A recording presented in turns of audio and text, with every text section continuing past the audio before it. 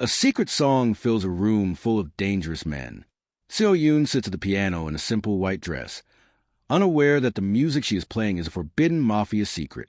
The melody stops the city's most feared boss, Dong-wook, in his tracks.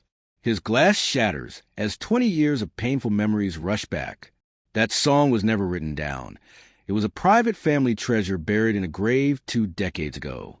Seeing a stranger play it is like seeing a ghost return to demand a debt. The music ends with a crash as Dong-wook slams his hand onto the piano keys. He towers over Seo-yoon, his shadow swallowing her whole. The air turns cold as he leans in, his eyes filled with a terrifying mix of rage and confusion. "You look familiar," he whispers, his voice shaking with a dark promise. "That song died the night my mother was murdered. So tell me, little pianist, are you a ghost, or are you the one who killed her? What happens to Seo-yoon next?" Take a second to like the video and subscribe to the channel. Your support helps bring more stories like this to life. The silence in the obsidian room was heavy, like the air before a massive storm. Seo-yoon could hear the frantic beating of her own heart against her ribs. Her fingers remained frozen over the ivory keys, still trembling from the force of Dong-wook's hand slamming down beside them. The scent of his expensive, woodsy cologne mixed with the sharp metallic tang of spilled whiskey from his shattered glass. He was so close that she could feel the heat radiating from his tailored black suit, a darkness that seemed to swallow the light of her white dress. "Who taught you that song?" Dong-wook's voice was a low growl, vibrated with a pain he clearly didn't want to show.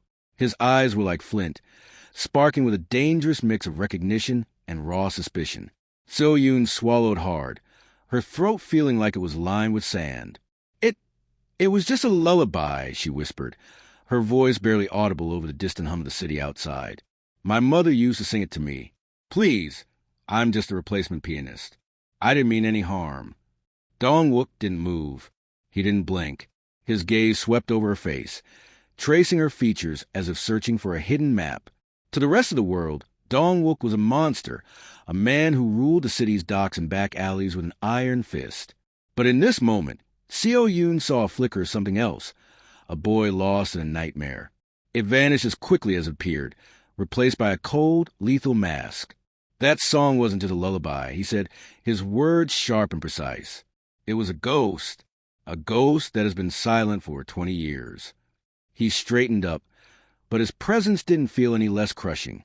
He signaled to the 2 large men standing by the door. They moved instantly, their hands resting near their jackets where the outlines of weapons were clearly visible.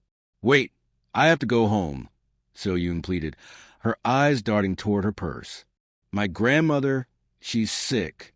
She's waiting for me." Dong-wook looked at her with a chilling lack of empathy. "No one leaves until I say so. You played a melody that belongs to the dead. Seo-yoon, now you belong to the investigation." He grabbed her chin, forcing her to look at him. His touch was firm but not brutal, yet it felt like a brand. "If you're a spy, you'll wish you had never been born. If you're a ghost, well, I've always known how to handle spirits." He turned his back on her, walking toward the shadows at the far end of the lounge. "Lock the room," he commanded his men, "and bring me everything on her, every school record, every job, every person she has ever spoken to. I want to know why she has my mother's voice in her head." Seo-yoon collapsed back onto the piano bench as the heavy doors clicked shut. The grand piano, once her only source of comfort, now felt like an altar where she was about to be sacrificed. She stared at the black and white keys, wondering how a simple melody from her childhood had turned into a death sentence. 3 hours had passed, and the obsidian room had become a beautiful cage. Seo-yoon sat huddled on the floor near the piano, her white dress spread out around her like a broken lily. Every time she closed her eyes, she heard the echo of that lullaby. It had always been her secret comfort, a way to feel her mother's presence in the drafty apartment she shared with her grandmother. Now it felt like a curse. The doors opened with a soft thud. Dong-wook walked in, holding a thin manila folder.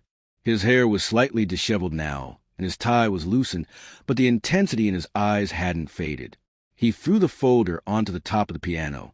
It slid across the polished wood and landed near Seo-yoon's hand. "Seo-yoon, age 23. student at the conservatory until funds ran out, no criminal record, no suspicious travels. You worked 3 jobs to pay for a tiny apartment and expensive heart medication for a woman named Minhee, Dong-wook recited, his voice flat. Seo-yoon looked up, her eyes red from silent crying. That's all I am. I'm just a girl trying to survive. I don't know anything about your mother or your secrets. Dong-wook paced the room like a caged tiger. That's the problem, he snapped, turning to face her. My men are the best in the business. They can find a needle in a haystack, but they found nothing on you. No father listed on your birth certificate. Your mother's records are a series of dead ends starting 20 years ago. You are a ghost, Seo-yoon. You have no past, yet you carry the one secret that could destroy my family's legacy. I don't understand, she sobbed, hiding her face in her hands. Dong-wook stepped closer, his voice dropping to a dangerous whisper. An ordinary girl is a perfect cover for a professional assassin or a deep-cover spy. The fact that you look so innocent, that you live such a pathetic, struggling life, it makes me even more suspicious. Someone trained you to be this nothing. Someone taught you that song to get to me, to weaken me. He reached down and pulled her to her feet. Seo-yoon was small compared to him, and she felt the overwhelming power he held over her world. He could make her disappear with a single nod. He could ensure her grandmother never received another pill. I'm going to find the truth, he promised, his eyes searching hers with a desperate hunger for answers. And until I do, you aren't going back to that apartment. You aren't going back to your ordinary life. If you are a weapon sent by my enemies, I'll find the trigger. And if you really are as innocent as you look, then you're in even more danger than you realize. Because that song makes you a target for everyone who wanted my mother dead. The next morning, a black SUV pulled up to the curb of Seo-yoon's crumbling apartment building. She was allowed 30 minutes to pack a small bag and explain to her grandmother that she had received a high-paying, exclusive residency at a private estate. She lied through her teeth, her voice trembling as she kissed the old woman's forehead, promising that the money would pay for the surgery she desperately needed. Dong-wook didn't come inside. He waited in the back of the car, a silent silhouette behind tinted glass. When Seo-yoon climbed in, the atmosphere changed instantly. The luxury of the leather seats felt oily and wrong. You'll be staying at the estate in the hills, Dong-wook said, not looking at her. He was busy typing on a secure phone. You will be my private pianist. You will play for me and for my sister. You will be compensated more than you would earn in 10 years of teaching music. Why your sister? Seo-yoon asked, clutching her bag to her chest. Because she hasn't spoken a word since the night the music stopped, he replied, his jaw tightening. Maybe your innocent song will do what the best doctors in the world couldn't. The drive was long and silent. They left the city's noise behind, climbing into the misty mountains where the air grew cold and thin. They reached a massive iron gate topped with silver spikes. As it swung open, Seo-yoon saw the estate. It was a fortress of gray stone and glass, surrounded by perfectly manicured gardens that felt more like a graveyard than a park. Welcome to your new home, Dong-wook said as the car stopped. There are guards at every exit. The walls are electrified. You will have everything you need, but you will not leave without my permission. To the world, you are a prestigious artist under contract. To me, you are a riddle I intend to solve. As Seo-yoon stepped out of the car, she felt a chill that had nothing to do with the mountain air. She was a bird being moved from a wooden cage to a golden one, but the bars were just as strong. She looked up at the towering windows of the mansion and saw a pale face looking down from the 3rd floor, a young girl with wide, hollow eyes. The girl disappeared behind a heavy curtain the moment their eyes met. Seo-yoon realized then that this wasn't just a house of power. It was a house of secrets, and she had just been summoned to play the soundtrack for its downfall. The interior of the estate was even colder than the outside. The floors were white marble, polished so brightly that Seo-yoon could see her own terrified reflection beneath her feet. There were no family photos on the walls, no splashes of color. Everything was black, white, and gray. It felt less like a home and more like a mausoleum. A stern woman in a gray uniform led Seo-yoon to her quarters. Master Dongwook expects you in the music room at 7, the woman said before leaving without another word. So-yoon couldn't sit still. The silence of the house was oppressive, ringing in her ears. She began to wander the lawn, echoing hallways. She passed room after room filled with expensive furniture that looked like it had never been sat on. Finally, she reached a heavy oak door at the end of a long gallery. It wasn't locked. She pushed it open and gasped. This room was different. It was filled with dust and the smell of old paper. Unlike the rest of the house, this room had soul. There were stacks of sheet music, a violin with broken strings, and a small, delicate writing desk. In the center of the room sat a grand piano covered in a white sheet, looking like a sleeping beast. Seo-yoon's eyes were drawn to a small silver frame on the desk. She walked over, her heart racing. When she saw the photograph inside, her breath left her body. It was a black and white photo of a woman sitting at a piano. The woman was beautiful, with a soft smile and eyes that held a hint of sadness. But it wasn't the woman's beauty that shocked Seo-yoon. It was the face. The woman in the photo looked exactly like Seo-yoon's mother. The same slope of the nose, the same way she tucked the stray hair behind her ear. "What are you doing in here?" The voice was like a whip. Seo-yoon spun around to find Dongwook standing in the doorway. His face was pale, his eyes fixed on the photo in her hand. This woman," Seo-yoon stammered, holding the frame out. "Who is she?" Dongwook walked into the room, his footsteps heavy on the wooden floor. He took the photo from her, his fingers brushing hers for a brief, electric second. "That was my mother," he said, his voice thick with strange emotion. "The woman who was murdered while she played that lullaby for me. And now I see her face every time I look at you." He looked from the photo to Seo-yoon, his suspicion flaring up again. "How is this possible? My mother had no sisters, no family. She was alone until she met my father. So, why do you have her face, Seo-yoon? And why do you have her music?" Seo-yoon backed away, hitting the edge of the covered piano. "I don't know. I swear I don't know." Dongwook slammed the photo back onto the desk. "You're going to help me find out, because either you're a miracle or you're the cruelest trick my enemies have ever played." The dinner that night was a lonely affair in a dining room large enough to hold 50 people. Seo-yoon sat at one end of a long mahogany table, while Dongwook sat at the other. They didn't speak. The only sound was a clinking of silverware and the wind howling against the windows. After the meal, Dongwook led her to the 3rd floor. "My sister, Mina," he explained as they approached a set of double doors guarded by a silent man in a suit. "She was in the room when it happened. She hasn't spoken a word in 20 years. She lives in the dark." The room was dim, lit only by a few flickering candles. It smelled of lavender and old books. In the corner, sitting in a rocking chair, was the girl Seo-yoon had seen from the driveway. She looked to be about 18, but her eyes were wide and vacant, like a child lost in a forest. "Mina," Dongwook said softly, his voice more tender than Seo-yoon thought possible. "I brought someone to play for you." Mina didn't react. She continued to rock back and forth, staring at a spot on the wall. Dongwook nodded toward a small upright piano in the corner. Seo-yoon sat down, her fingers cold. She looked at the fragile girl and felt a wave of genuine pity. She knew what it was like to be haunted by a mother's absence. She began to play, not the loud, complex pieces from the conservatory, but the soft, simple lullaby. The notes drifted through the dark room like autumn leaves. At first, nothing happened. But as Seo-yoon reached the chorus, the part where the melody climbed and then fell like a sigh, Mina stopped rocking. Her head tilted to the side. Her vacant eyes began to focus. A small, trembling sound came from the girl's throat. It wasn't a word, but a hum. Mina was humming the melody along with the piano.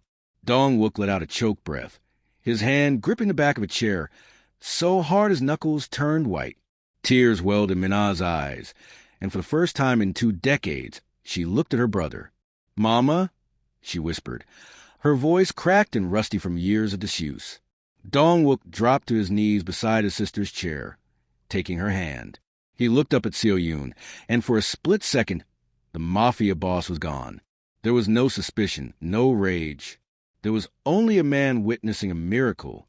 But as Seo Yoon played the final note, a shadow moved in the hallway outside. The elders were watching. The secret was out, and the peace Seo Yoon had just created was about to be shattered by the very world Dong-wook ruled. The air in the high-ceilinged boardroom was thick with the scent of expensive cologne and old, cold secrets. Dong-wook sat at the head of the mahogany table, his expression unreadable, while the council of elders watched him with hawk-like intensity. These were the men who had built the syndicate alongside his father, and they did not like mysteries, especially not a mystery that lived in the chairman's private estate. Elder Park, a man whose face was a map of deep scars and even deeper grudges, leaned forward, his rings clicking against the polished wood. He didn't hide his disdain. To the council, Seo Yoon was nothing more than a commoner, a distraction that smelled of weakness. The girl, Elder Park began, his voice like gravel grinding together.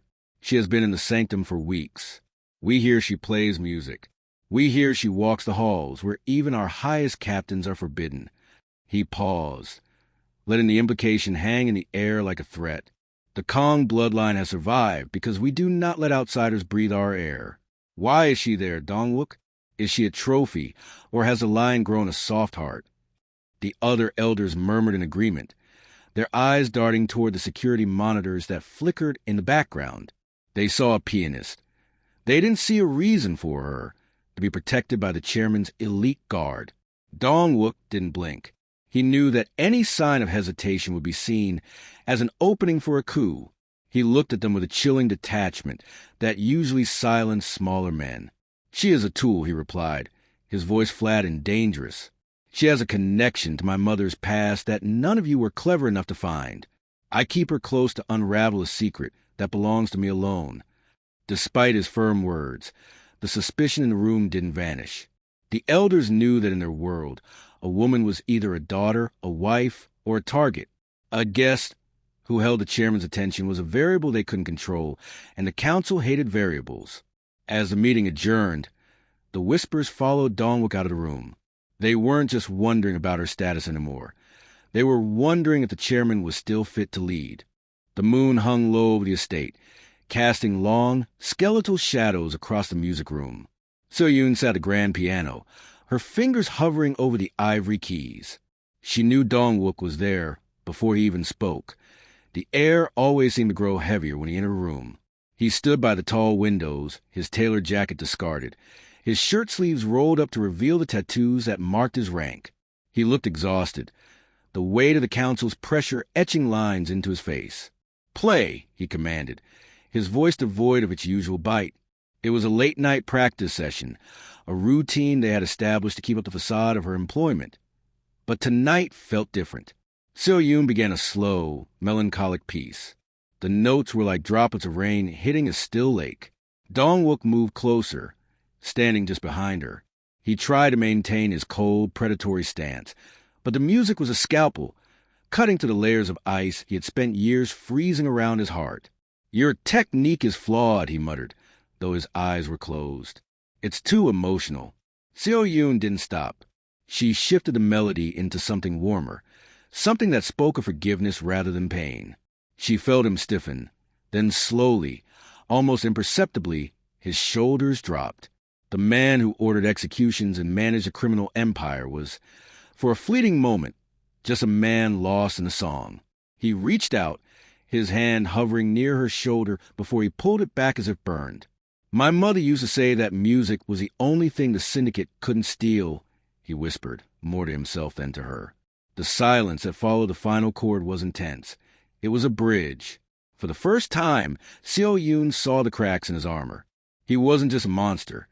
He was a haunted king living in a golden cage.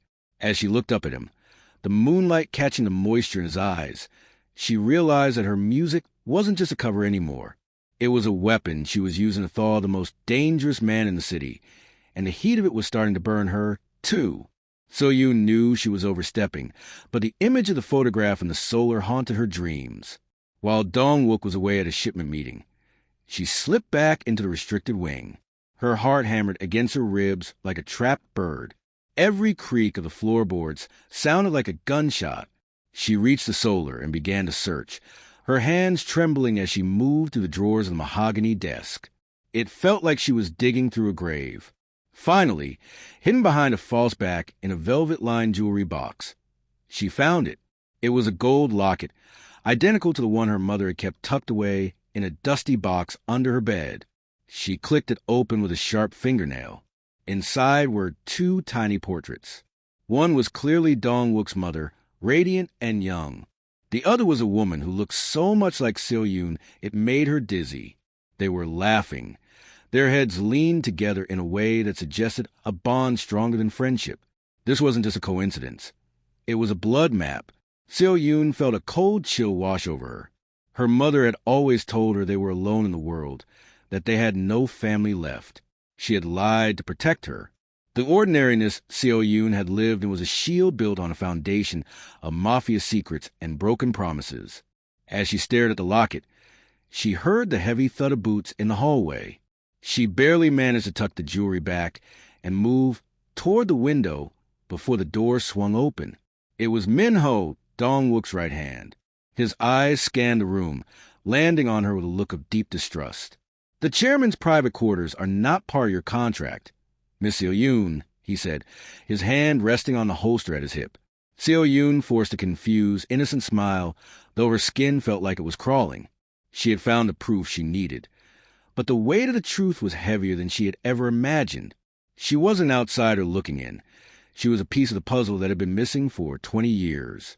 That evening, Dong-wook didn't wait for her play. He summoned her to the terrace, where the wind smelled of salt and coming storms. He held the gold locket in his hand, the metal gleaming in the dim light. He didn't ask how she found it. He simply looked at her with an expression of profound weariness. "There were two sisters," he began, his voice barely audible over the rustle of the trees. "My mother and your mother. They were the daughters of the previous chairman, raised in a world of blood and expected to marry into it. But they had a dream, a foolish, beautiful dream of a life where they didn't have to look over their shoulders." He stepped closer, the shadows deepening the hollows of his face. "They tried to run. They had a plan to vanish across the sea, to live as commoners. But the syndicate has eyes everywhere. My mother was caught. She was brought back and forced to marry my father as a lesson in loyalty. She lived the rest of her life as a prisoner in this house, her spirit breaking a little more every day." He paused, his grip tightening on the locket until his knuckles turned white. "Your mother was the lucky one. She made it out. She disappeared into the shadows of the city and raised you in the light, far away from the filth of our name. My mother never stopped looking for her. She died humming the lullaby they wrote together." Seo-yoon felt tears prickling her eyes. The life she thought was simple was actually a gift paid for by her aunt's suffering. "So why did you bring me here?" she asked, her voice shaking. "To punish me for her escape?" Dong-wook looked out at the city lights, his silhouette jagged against the sky. "At first, yes. I wanted to know why you got the life she was denied. But now—" He turned back to her, his gaze intense and almost pleading. "Now I realize you're the only part of her that isn't a ghost. You aren't just a pianist, Seo-yoon. You are the daughter of the woman who won. And that makes you the most precious and the most dangerous person in this house." The private concert was supposed to be a quiet affair, a way to show the staff that the estate was at peace. Dong-wook's younger sister sat in the front row, her eyes bright with a rare spark of recognition as Seo-yoon played. The room was warm, filled with the scent of lilies and expensive wax. But the piece shattered in an instant. A window exploded inward, glass raining down like lethal diamonds. The sound of suppressed gunfire hissed through the air. "Get down!" Dong-wook roared, drawing his weapon in a fluid motion as his guards scrambled into position. It wasn't police.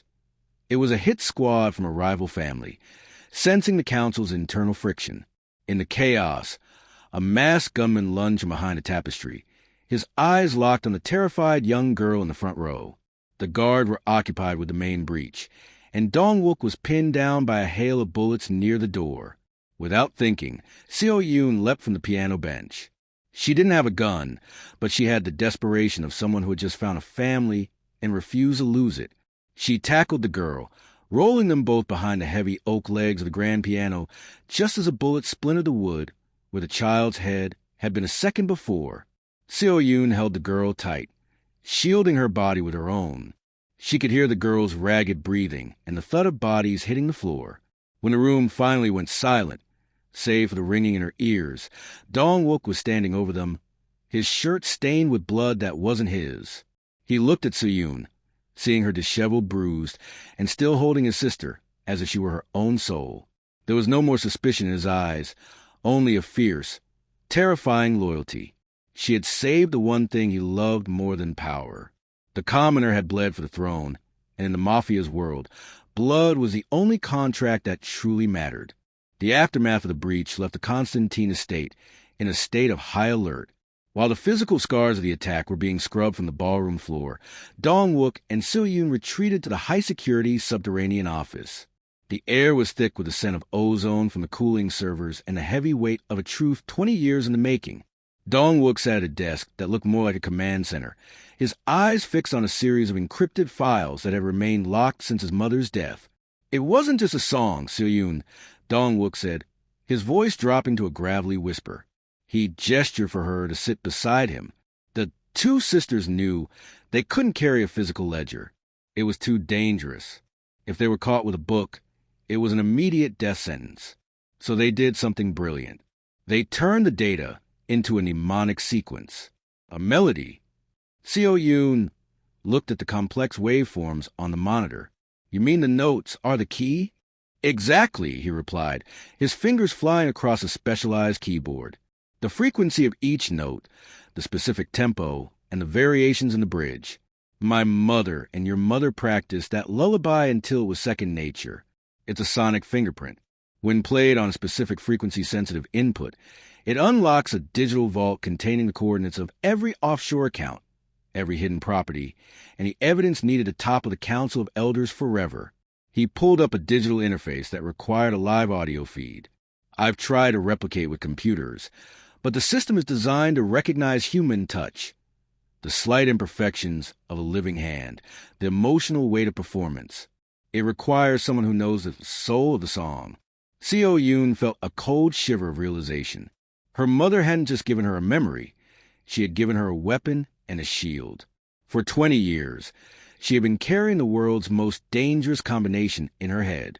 "That's why the council wants me dead," she realized out loud. If they can't have the key, they want to make sure no one else does either. Dong-wook turned to her, his gaze intense. "It's more than just money, Seo-yoon. It's the inheritance of our mother's freedom. They died to protect this secret, so that one day we could use it to walk away from this life. This digital vault contains enough leverage to force the council into retirement or into a prison cell, but it can only be opened once. If the sequence is wrong, the data self-destructs." As Seo-yoon stared at the interface, she realized the magnitude of her role. She wasn't just a survivor anymore. She was the architect of a new future. The melody she had sung to comfort her own lonely heart was the final legacy of two women who had dared to dream of a world without monsters. Dong-wook reached out, his hand covering hers. For the first time, his touch didn't feel like a cage. It felt like a pact. Together, they were standing on the threshold of an inheritance that could change the city forever, provided they could survive long enough to play the final note. The morning sun brought no warmth to the estate, only a heightened sense of dread. Dong-wook had spent the night coordinating with his most trusted lieutenants, preparing for the inevitable move by the council. Chief among them was Jin-ho, his right-hand man and childhood friend. Jin-ho had been the one to pull Dong-wook from the wreckage of his mother's car 2 decades ago. He was the man Dong-wook trusted with his life. "Everything is in place for the gala tonight," Jin-ho reported, standing in the doorway of the study. He looked as professional as ever in his charcoal suit, his expression a mask of stoic loyalty. "The security teams are vetted. The signal jammers are ready. Seo-yoon will be safe at the center of the stage." Dong-wook nodded, rubbing his tired eyes. "Good. If anything happens to her, Jin-ho, the vault stays shut forever. Make sure the perimeter is ironclad." "Of course, boss," Jin-ho said, but as he turned to leave, a cold smile touched his lips, one that Dong-wook didn't see. Hours later, Seo Yoon was in her room preparing for performance when her phone buzzed with an unknown number. She answered, expecting a call from the catering staff. Instead, she heard a muffled sob that made her blood run cold. Seo Yoon? Please, help. Grandmother? Seo Yoon gasped, her heart leaping into her throat. Grandmother, what's happening? A new voice took over the line, cold, calm, and devastatingly familiar. She's safer now, Seo Yoon, but that depends entirely on you. It was Jin Ho. The betrayal hit Seo Yoon like a physical blow. Jin Ho? Why? Dong Wook treated you like a brother. Dong Wook is a sentimental fool. Jin Ho spat through the phone. He wants to use the inheritance to build hospitals and schools. The council has offered me a seat at the table and half the vault's contents just to deliver you to them. You will play the song at the gala tonight, but you will not play it for Dong Wook. You will play it into my private receiver. If I don't get the code by midnight, your grandmother dies. If you tell Dong Wook, she dies. Do you understand? Seo Yoon looked at herself in the mirror. She was wearing a stunning high-collar black dress provided for the event, but she felt like she was wearing a shroud. She was trapped between the man she was beginning to love and the woman who had raised her. Jin Ho had calculated everything perfectly. He knew that Seo Yoon would never sacrifice her grandmother, even for a legacy of peace. As she walked down the stairs to meet Dong Wook for the drive to gala, she had to maintain a mask of serenity while her world was burning. She looked at Dong Wook's back, seeing the heavy weight of leadership on his shoulders, and realized that the man she thought was a protector was now the very person she had to deceive to save her family. The grand gala was a sea of silk, diamonds, and hidden daggers. Held at the city's most prestigious opera house, the event was in neutral ground, where the council of elders and Dong Wook's faction met under a thin veil of civility. The air was thick with the scent of lilies and expensive perfume, but beneath it was a metallic tang of tension. Seo Yoon sat backstage, her hands ice cold. She could see Jin Ho in the wings, his eyes fixed on her like a hawk, a small black device tucked into his palm. Dong Wook came to find her just before the curtains rose. He took her hands in his, sensing her tremors. You don't have to do this if you aren't ready, he whispered, his voice a rare island of kindness in the chaos. We can find another way. Seo Yoon looked at him, her heart breaking. She wanted to scream the truth, to tell him that his best friend had her grandmother in a cellar somewhere. But she saw the red of a sniper's laser linger briefly on the floor near her feet, a warning from Jin Ho's man. I'm ready, she lied, her voice steady only through sheer willpower. For our mothers. The announcer called her name, and Seo Yoon stepped out onto the stage. The spotlight was blinding, turning the audience into a dark, faceless mass. In the front row sat the council of elders, their expressions predatory. In the wings, Dong Wook stood with his hand near his holster, sensing that the atmosphere had shifted from tense to lethal. Seo Yoon sat at the 9-foot Steinway. She looked at the microphone, the one Dong Wook had set up to capture the key, and the hidden one Jin Ho had placed on the piano's underside. She began to play. The first few notes of the lullaby drifted through the silent hall, haunting and pure. As the melody progressed into the complex bridge, the part that contained the encrypted coordinates, the room erupted. It started with a shout from the balcony, followed by the deafening crack of gunfire.